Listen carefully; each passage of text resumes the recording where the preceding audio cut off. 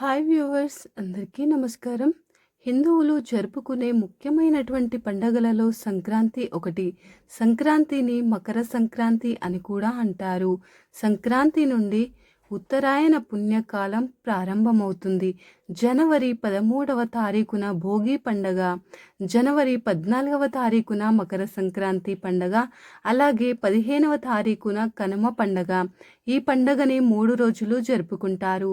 ప్రతి ఒక్కరూ ఖచ్చితంగా కొన్ని నియమాలనైతే పాటించాలి. అప్పుడే మీ ఇంటికి శుభ ఫలితాలు చేకూరుతాయి.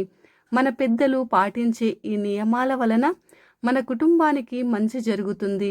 ఒకవేళ ఇలాంటి నియమాలు గనక పాటించకపోయినట్లయితే మాత్రం ఖచ్చితంగా మీ ఇంటికి కీడే జరుగుతుంది. కాబట్టి ఈ సంక్రాంతి పండగ రోజుల్లో ఎలాంటి నియమాలను పాటించాలి అనే విషయాలను గురించి ఇప్పుడు మనం ఈ వీడియోలో వివరంగా తెలుసుకుందాం. ముందుగా ఈ వీడియోకి ఒక లైక్ కొట్టి మన ఛానల్ని సబ్స్క్రైబ్ చేసుకోండి. సాధారణంగా అయితే సంక్రాంతి పండగని కీడు పండగ అని అంటారు. కాబట్టి మీ ఇంటికి ఎలాంటి కీడు జరగకుండా ఉండాలి అంటే ప్రతి ఒక్కరూ కూడా కొన్ని నియమాలను అయితే ఖచ్చితంగా పాటించాల్సిందే. సంక్రాంతి పండగకు ముందు రోజున భోగి పండగని జరుపుకుంటారు. భోగి పండగ రోజున ప్రతి ఒక్కరూ కూడా వేడి నీళ్లతో తలస్నానం చేయాలి. ఇలా తలస్నానం చేసేటప్పుడు నీటిలో కొన్ని రేగి పళ్ళను వేసుకొని తలస్నానం చేస్తే ఎలాంటి అనారోగ్య సమస్యలు అనేవి లేకుండా ఆయురారోగ్యాలతో జీవిస్తారు. ఈ భోగి పండగ రోజున భోగి మంటలను ఖచ్చితంగా వెలిగించాలి. మన హిందూ ధర్మశాస్త్రాల ప్రకారం భోగి మంటలను మహాయజ్ఞంగా భావిస్తారు. కాబట్టి భోగి మంటలను వేయడం వలన మహాయజ్ఞం చేసినంత పుణ్య ఫలితం దక్కుతుంది. మీ ఇంట్లో ఉన్న పనికిరానటువంటి వస్తువులన్నింటినీ భోగి మంటల్లో వేయాలి. ఇలా వేయటం వలన మీ ఇంట్లో ఉన్నటువంటి నెగిటివ్ ఎనర్జీ అంతా కూడా తొలగిపోతుంది. ఇంట్లోకి ఎలాంటి దుష్టశక్తులు ప్రవేశించకుండా ఉంటాయి. ఇంట్లో ఉన్నటువంటి పాత వస్తువులను భోగి మంటల్లో వేయకపోతే మీ ఇంట్లోకి ఖచ్చితంగా దారిద్ర దేవత అడుగు పెడుతుంది. భోగి మంటలు పూర్తయిన తర్వాత అక్కడ ఉండే బూడిద భస్మాన్ని తీసుకొని మీ నుదిటిన పెట్టుకోండి.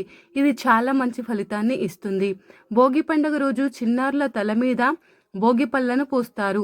రేగి పళ్ళను చిన్నారుల తలపైన పోస్తే ఆయురారోగ్యాలతో ఉంటారని మరియు నరదిష్టి దోషాలనేవి లేకుండా ఉంటాయని, తలపైన భాగంలో బ్రహ్మరంధ్రం ఉంటుంది కాబట్టి తల మీద భోగి పళ్ళను పోయటం వల్ల పిల్లలకు మేధస్సు పెరుగుతుందని నమ్ముతారు. అలాగే శ్రీ మహావిష్ణువు ఆశీస్సులు కూడా లభిస్తాయని నమ్మకం. 12 సంవత్సరాల లోపు ఉన్న చిన్నారుల తల మీద భోగి పండ్లను పోయవచ్చు. భోగి పండగ రోజు ప్రతి ఒక్కరూ తప్పకుండా నువ్వులు మరియు బెల్లం తినాలి. అలాగే భోగి రోజున నువ్వులను దానం చేస్తే మీ ఇంటికి అఖండ రాజయోగం సిద్ధిస్తుంది. భోగి రోజు ఇంటి ముందర ముగ్గులు వేసి ముగ్గు మీద గొబ్బెమ్మలు పెట్టాలి. గొబ్బెమ్మలు పెట్టలేనటువంటి వారు ముగ్గు మీద బంతి పూలను పెట్టండి. భోగి పండుగ రోజు ఏ ఇంటి ముందైతే గొబ్బెమ్మలు ఉంటాయో అలాంటి ఇళ్లలోకి ధనలక్ష్మి అడుగు పెడుతుంది. ఈ ఏడాదంతా కూడా డబ్బుకు ఎలాంటి లోటు లేకుండా సుఖ సంతోషాలతో జీవిస్తారు. భోగి తర్వాత రోజు సంక్రాంతి పండుగని జరుపుకుంటారు. మకర సంక్రాంతి పండగ రోజున సూర్యోదయం కంటే ముందే స్నానం చేసేయాలి. సంక్రాంతి నాడు స్నానం చేసిన తరువాతే ఏదైనా ఆహారాన్ని తినాలి. పొరపాటున కూడా స్నానం చేయకుండా ఎలాంటి ఆహారాన్ని తినకూడదు. ఇది మీ ఇంటికి కీడును కలిగిస్తుంది. ముఖ్యంగా ఈ సంక్రాంతి పండగ రోజున నిల్వ ఉంచిన ఆహారాన్ని మాత్రం అస్సలు తినకూడదు. సంక్రాంతి నాడు తప్పకుండా సూర్యదేవునికి ఆర్ఘ్యం సమర్పించాలి.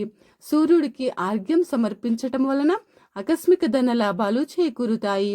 ఈ సంవత్సరం అంతా కూడా పట్టిందల్లా బంగారం అవుతుంది. ఈ సంక్రాంతి పండగ రోజున సున్ని పిండితో స్నానం చేయాలి. సంక్రాంతి రోజున ఇలా స్నానం చేస్తే జాతకంలో ఉన్న దోషాలన్నీ తొలగిపోయి మీ జాతకంలో అదృష్టం పెరుగుతుంది.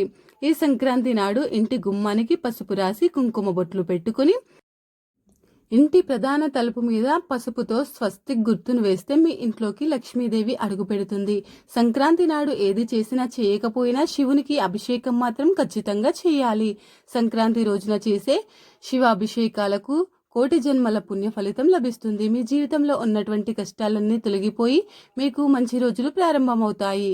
సంక్రాంతి రోజున చేసే శివాభిషేకాలకు ఎంతో శక్తి ఉంటుంది. శివునికి అభిషేకం చేయలేనటువంటి వారు ఓం నమః శివాయ అనే మంత్రాన్ని 108 సార్లు జపించండి. సంక్రాంతి పండగ రోజున పొరపాటున కూడా ఉల్లిపాయ మరియు వెల్లుల్లిని తినకూడదు. ముఖ్యంగా ఈ సంక్రాంతి పండగ రోజు ఎవరికైనా పెరుగును దానం ఇస్తే విశేషమైనటువంటి పుణ్య ఫలితాలు లభిస్తాయి. సంక్రాంతి రోజున పెరుగును దానం చేస్తే మీ జీవితంలో డబ్బుకు లోటు ఉండదు. మీ పిల్లల భవిష్యత్తు బాగుంటుంది. సంక్రాంతి నాడు రాత్రి సమయంలో తప్పకుండా ఉపవాసం ఉండాలి. అలాగే పూర్వీకుల ఆత్మశాంతి కోసం మీ పూర్వీకులకు తర్పణం సమర్పించాలి. ఇలా చేయటం వలన సకల శుభాలు చేకూరుతాయి.